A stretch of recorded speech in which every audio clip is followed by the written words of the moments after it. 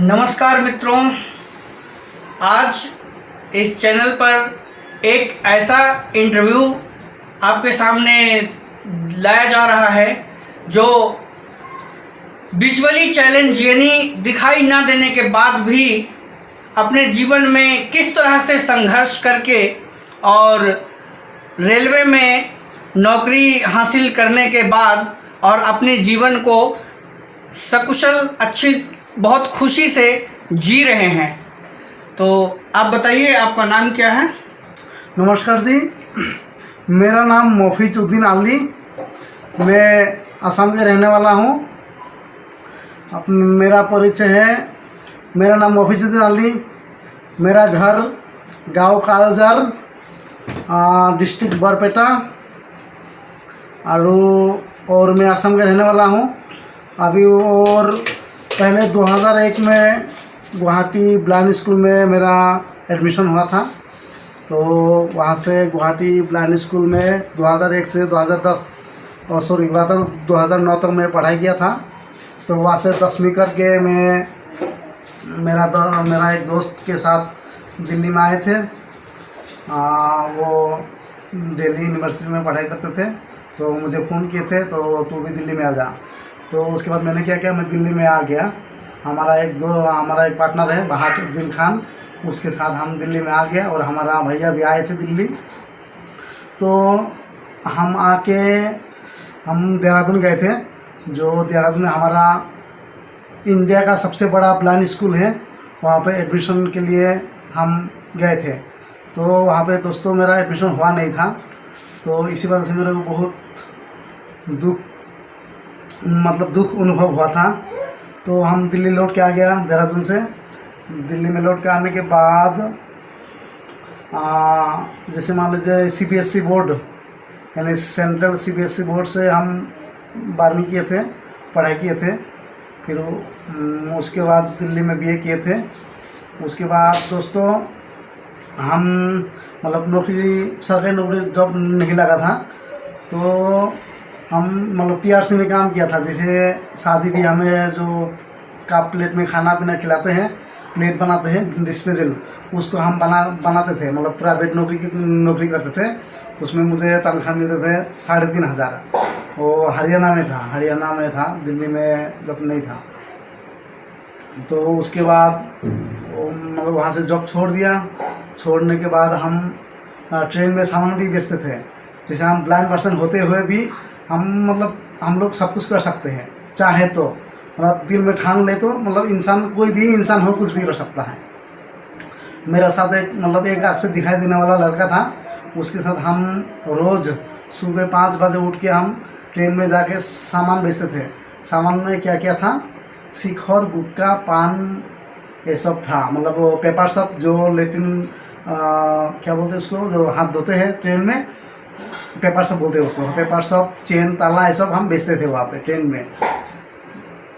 ऐसे बेचते बेचते 2 साल हो गया मेरा। 2015 हो गया। 15 होने के बाद फिर हम ब्लाइंड स्कूल से हमारा नाम से एक ब्लाइंड स्कूल खुल गया कंजावाला में, दिल्ली कंजावाला में। वहाँ पे हम बहुत काम किया हूँ, सेवा किया हूँ ब्लाइंडों के लिए। जैसे बड़े बड़े कंपनी में एप्लीकेशन देना होता है, वहाँ पे जाके हम जैसे चावल हो गया, आटा, चीनी, दाल, ये सब राशन हम दिलाते थे ब्लाइंड को, ब्लाइंड हॉस्टल को। उसके बाद हम ज़्यादा के 2018 में हमारा रेलवे का पेपर वो निकला है, फॉर्म निकला था। 2017 में निकला था, हालांकि 18 में पेपर हुआ था मेरा। तो पेपर में मेरा एक राइटर था, हमारे साथ में, हम जैसे ब्लाइंड पर्सन है, हमारे साथ में एक बंदा होता है लिखने के लिए। हम बोलते जाएंगे, वो लिखते जाएंगे। तो ऐसे एक राइटर अच्छा मिला है मेरे को, बंदा मिला था। अगर उनको मैं धन्यवाद देता हूँ यूट्यूब चैनल के द्वारा। तो पेपर हम देने के लिए गए थे। पहले तो मेरा चंडीगढ़ के लिए मैं फॉर्म भरा था, ठीक। तो चंडीगढ़ में मेरा पेपर हुआ नहीं था। दिल्ली में सरिता विहार नाम का एक जगह है, वहाँ पे मेरा सेंटर पड़ा था। तो वहाँ पे मैं पेपर देने गए थे। तो पहले तो जो राइटर मेरे लिए फिक्स किया गया था, वो राइटर मतलब मना कर दिए थे पहले पेपर के लिए, बोले हम आपका पेपर हम नहीं कर पाएंगे, फिर दूसरा मतलब हम दूसरा को भेज देंगे। उसके बाद फिर दूसरा आदमी भी मना किया, बोला हम भी पेपर नहीं दे पाएंगे, मेरा अपना खुद का पेपर है। तो इसलिए भाई तीसरा बंदा तैयार हो गया भाई पेपर देने के लिए, बोला मेरा दिल्ली में कुछ काम है और हम जाएंगे, आपके पेपर हम करेंगे। तो 2018 4 अक्टूबर में पेपर था मेरा। तो बंदा 3 अक्टूबर दिल्ली में आए थे, कहीं रुके हुए थे धर्मशाला में। तो रुक के 4 अक्टूबर को मेरा पेपर देने के बाद बंदा बोले थे आपका पेपर क्लियर है। तो ठीक, हम भी सोचे थे मेरा पेपर क्लियर है, सही है मतलब। तो फिर उसके बाद 2019 में 12 दिसंबर को मेरा रिज़ल्ट आ गया। फिर उसके बाद रिज़ल्ट आने के बाद मेरा ज्वाइनिंग हो गया। अभी दिल्ली में सुरपुर बस्ती में मेरा रेलवे डिपार्टमेंट में हम अभी जॉब कर रहा हूँ। हम ब्लाइंड पर्सन होते हुए हम मतलब यूट्यूब चैनल की ज़रिए से हम सभी को कहना ये चाहता हूँ, मतलब इंसान चाहे तो कुछ भी कर सकता है। तो मुफीज़, आप आसाम से दिल्ली आए, तो दिल्ली आने के लिए जब आपके मन में कुछ ऐसा चल नहीं रहा था कि दिल्ली में मुझे कोई जानता नहीं है, मेरे संपर्क में कोई है नहीं, तो दिल्ली में जाकर के मैं कहाँ रहूँगा, कैसे क्या करूँगा, किस तरीके से आपके मन में कुछ प्रश्न उठ रहे थे उस समय दिल्ली आने से पहले? जैसे मान लीजिए हम जब गुवाहाटी ब्लाइंड स्कूल में पढ़ाई करते थे, तो वहाँ पे एक बंदा था सिकंदर ठाकुर का नाम एक हमारा सीनियर था, ठीक है। तो उसका घर बिहार में था, उनका भैया मतलब देवेंद्र ठाकुर वो पहले दिल्ली में आ चुके थे। उसने मतलब उसके साथ फ़ोन से बात हुआ था, तो बोले आप दिल्ली में आइए, कोई दिक्कत नहीं है, हमारे यहाँ पे जानकार का व्यक्ति है, देखो डरोगे तो मरोगे और नहीं डरोगे तो अच्छा से जियोगे, ये बात मुझे सिखाए थे। और कुछ भी काम करोगे, काम करने से पहले सोच के काम करना। तो दिल्ली में आने के बाद आपकी पढ़ाई चलती रही? हाँ चलती रही, सीबीएसई के थ्रू? हाँ सीबीएसई थ्रू चलती रही। और इनकम का सोर्स आपने बनाया कि ट्रेन में सामान बेचा? जी। तो ट्रेन में सामान बेचते समय जब से, उससे पहले आपने टेक्निकल रिहेबिलिटेशन सेंटर हरियाणा यानी टीआरसी हरियाणा में आपने काम किया? हाँ जी, वहाँ पे जॉब किए थे। उसका एक्सपीरियंस कैसा था? हाँ अच्छा था, मैंने 1 साल जॉब किए थे वहाँ पे, अच्छा था। 3,500 तनख्वाह देते थे मुझे। तो वो लोग बताए थे तुम और अच्छा काम करके दिखाओगे तो तुम्हें अच्छा पैसा मिलेगा। तो उसके बाद आप तुरंत बाद आप ट्रेन में चले गए। हाँ। तो ट्रेन में कई बार ऐसा होता है कि सामान आप बेच रहे हैं तो कुछ पुलिस वाले होते हैं या कुछ ऐसे बदमाश लोग होते हैं जो सामान ले लेते हैं और पैसे नहीं देते। तो ऐसा मौका आपके पास आया होगा, यदि आपके पास ऐसा मौका आया तो इसको किस तरीके से आपने डील किया और कैसा आपको महसूस होता था कि हमसे सामान लोग ले लेते हैं, पैसे नहीं देते या जो भी है? देखिए ऐसे लोग मुझे 1 बार या 2 बार मिले थे, शायद मुझे सही से याद नहीं है, फिर भी जो मेरा याद है हम आपको मतलब बताने के लिए कोशिश कर रहा हूँ। मतलब एक लोग ऐसे मिला था, तुम्हारे बैग में क्या है? मैंने बोला मेरा बैग में शिखर गुटखा, पेपर शॉप, चेन ताला ये सब है, हम ट्रेन में मतलब ये बेच के हम अपना रोजी रोटी खाते हैं। बोला लाओ मतलब शिखर दो। तो बंदा ने 4 शिखर ले लिया, मुझे पैसा नहीं दिया। बोला तेरा जेब में क्या है? मैंने बोला मेरे जेब में आई कार्ड है और मेरा डॉक्यूमेंट्स वगैरह हैं। बोला उसको भी दो। फिर वो मेरा हाथ से ले लिया था, ठीक है।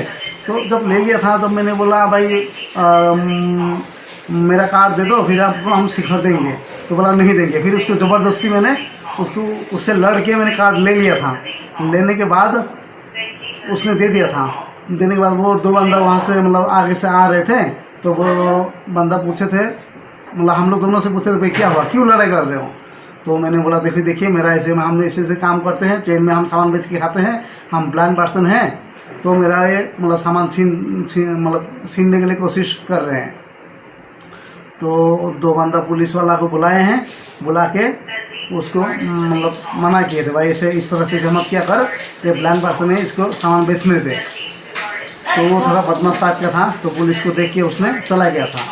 इस तरह से 1 दिन 2-4 दिन मतलब लोग पैसे सामान लेते हैं, पैसा नहीं देते हैं। जो बदमाश लोग होता है, जेब कतरा होता है, उनके पास खाने का पैसा नहीं होता है, वो मतलब कौन ब्लाइंड है कौन विकलांग है उनको कोई आता पता होता नहीं है। तो मुफीज, आप हरियाणा में जो टेक्निकल रिहेबिलिटेशन सेंटर यानी TRC में आप काम करते थे, वहाँ पर 3,500 रुपये मिलते थे और महंगाई के समय में 3,500 रुपये में खर्च चलाना बहुत मुश्किल होता है, क्योंकि इस समय में 10-12 हज़ार रुपये से नीचे घर चलना मुश्किल है। तो उसमें आप किस तरीके से मैनेज करते थे कि कैसे घर चलाना है, कैसे पढ़ाई के लिए खर्च निकालना है, कुछ घर भी भेजना है? बात यह है 2011 की बात है, ठीक। 2011 में हम गए थे कंपनी में काम करने के लिए, तो वहाँ पे मेरा एक दोस्त है, तो उनका घर में हम खाना पीना खाते थे।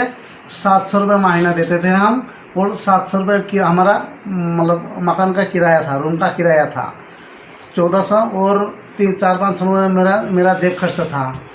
इस तरह से ज़्यादा तो बचते नहीं थे, लेकिन हाँ थोड़ा बहुत जो बचते थे वो मेरा थोड़ा सा जेब खर्च मतलब निकल के आते थे वहाँ से बस। आप रेलवे का एग्ज़ाम देने जब गए थे जी, तो एक राइटर ने मना किया जी, दूसरा आया, दूसरे ने भी मना किया जी, तीसरे ने आपका पेपर किया, तो एक के बाद एक जब आपका पेपर करने से मना कर रहे थे, उस समय आपके मन में क्या चल रहा था कि मैं पेपर दे पाऊंगा या नहीं? कैसा लग रहा था आपको? मेरा मन में ये चल रहा था मेरा पेपर भी इस बार छूट जाएगा, मेरा पेपर क्लियर हो नहीं पाएगा, क्योंकि जो राइटर है हमारे जो हेल्पर मिल नहीं रहे, इसी वजह से मेरा पेपर छूटने वाला है, छूटेगा। मैंने ये सोच रहा है छूटेगा, कोई बार छूटेगा तो कोई बार नहीं, हम फिर अगला बार फॉर्म भरेंगे, फिर हम अगला बार कोशिश करेंगे। अच्छा, तो ठीक है मुफीज जी, आपसे अच्छा लगा बात करके। एक प्रश्न और मैं पूछना चाहूँगा, असम से लेकर के दिल्ली तक आपने ग्रेजुएशन पहली क्लास से लेकर ग्रेजुएशन तक का सफ़र तय किया, और अब आप दिल्ली में रह कर के रेलवे में नौकरी कर रहे हैं, तो इस दौरान कोई आपके ज़िंदगी में एक ऐसा पड़ाव भी आया होगा, क्योंकि टीनेज में अक्सर लोग एक दूसरे के साथ अटैच होते हैं और लव स्टोरी चालू होती है, यानी आपका किसी से प्यार हुआ कभी? प्यार हुआ था, ठीक, ये सब इंसान का ज़िंदगी में होता है, वो हुआ था, ठीक है। जब हम कॉलेज में पढ़ाई करते थे जब हुआ था, तो अभी मतलब किसी कारण वजह छोड़ दिया, अभी ये सब कुछ मेरा पास अभी नहीं है, ये बात। तो आपने प्यार हुआ, आप छोड़े क्यों? कैसे छूटा? आपका प्यार टूटा कैसे? टूटा कैसे, अभी देखिए थोड़ा उनका भी थोड़ा गलती था, मेरा भी थोड़ा गलती था, तो गलती किसी कारण बस छोड़ा गया है वो अभी तो मुफीज, जो आप रेलवे में आप पोस्ट ग्रुप डी के पोस्ट पर हैं, अच्छी पोस्ट पर आप पहुंच चुके हैं, हाँ, लेकिन यहाँ तक आने के लिए फाइनेंशियल प्रॉब्लम का सामना करना पड़ता है विजुअली चैलेंज पर्सन को। हाँ जी।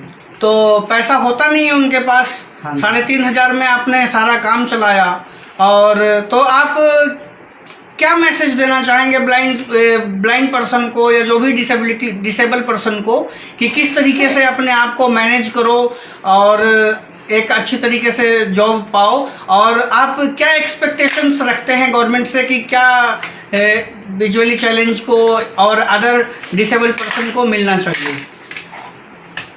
हाँ, पहला बात ये है, हम जब काम करते थे 2011 में, तब 3,500 रुपया में कुछ तो होता नहीं था, लेकिन हाँ थोड़ा बहुत मतलब अपना रोजी रोटी चलते थे। लेकिन अभी तो बहुत मुश्किल है, अभी 10-11 हज़ार में भी घर नहीं चलते हैं, ठीक।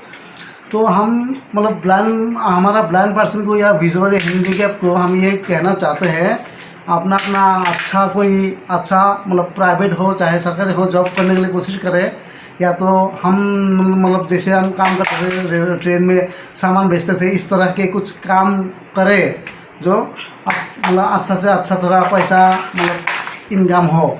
और हम सरकार को हम ये कहना चाहते हैं इस वीडियो के माध्यम से, हमारा ब्लाइंड पर्सन को मतलब बहुत प्रॉब्लम है, बहुत ही प्रॉब्लम है, मतलब पैसा के लिए, घर चलाने के लिए थोड़ा बहुत पैसा जो होता नहीं है। तो हम चाहते हैं जो हमारा पेंशन है, वो पेंशन कम से कम 2,500 से लेकर के कम से कम 8,000 तक बढ़ा करके देते, तो मेरा हिसाब से थोड़ा बहुत राहत मिले और कुछ प्राइवेट जॉब के लिए कंपनी को मतलब आदेश करे जो हर प्राइवेट कंपनी में 3-4 ब्लाइंड को एडजस्ट किया जाए। हमारा तो संदेश ये है। ठीक है मुफीस जी, आपसे बात करके बहुत अच्छा लगा। अपने जीवन की अपने जीवन का सारा संघर्ष कैसे कैसे जीवन से शुरू से लास्ट तक आपने किया वो बताया। तो एक अंतिम प्रश्न मुफीस जी, आपको लगभग दुनिया में सभी सुनेंगे और देखेंगे, आप उनके लिए क्या मैसेज देना चाहते हैं कि डिसेबल पर्सन के साथ किस तरह का बिहेव होना चाहिए और डिसेबल पर्सन का मैनर्स क्या होना चाहिए लोगों के सामने? देखिए, डिसेबल पर्सन तो ये है तो भगवान ने दिया हुआ है ये। मतलब हम चाहते हैं, हम लोग पहले कुछ गलती किए होंगे इसीलिए हम लोग ऐसे हो गया, ब्लाइंड पर्सन हो गया। लेकिन ये बात तो सही है कि कहाँ तक सही कहाँ तक गलत है हम तो नहीं कह सकते। लेकिन हम दुनिया वाले हम ये कहना चाहते हैं डिसेबल मतलब ब्लाइंड पर्सन को या विकलांग पर्सन के लिए मतलब कोई मतलब बुरे नज़र से ना देखे, हम ये कहना चाहेंगे। ठीक है मुफीस जी, आपसे बात करके अच्छा लगा, धन्यवाद। तो मुफीस जी, बात करके आपसे बहुत अच्छा लगा। जिस तरीके से आपने बताया कि सरकार को पेंशन बढ़ाना चाहिए, तो मैं भी इससे सहमति व्यक्त करता हूं कि सरकार को बढ़ चढ़ करके साथ देना चाहिए डिसेबल पर्सन्स का, और प्राइवेट कंपनियों को कंपलसरी करना चाहिए कि इस विजुअली चैलेंज हो या अदर डिसेबल पर्सन्स हैं, उनको कम से कम 2 या 3 व्यक्ति को आपको हर लिमिटेड फैक्ट्री में लेना ज़रूरी है, ताकि फाइनेंशियल प्रॉब्लम ख़त्म हो सके और दुनिया में आगे बढ़ कर के रहने के लिए ब्लाइंड पर्सन्स को भी जो है थोड़ा सा मैनर सुधार के और अच्छी तरीके से सामने पेश आना चाहिए। दोस्तों, इस चैनल के माध्यम से मैं किस तरह से लोग संघर्ष करते हैं अपने जीवन में और अच्छे जगह पर पहुंच पाते हैं, तो इसी तरह के वीडियोस आपके मैं रेगुलर अपलोड करता रहता हूं और आप इसको देखें, ज़्यादा से ज़्यादा शेयर करें, सब्सक्राइब करें, लाइक करें और बेल आइकन को प्रेस करें ताकि नया वीडियो आते ही आपके पास नोटिफिकेशन आ जाए। Thank you so much.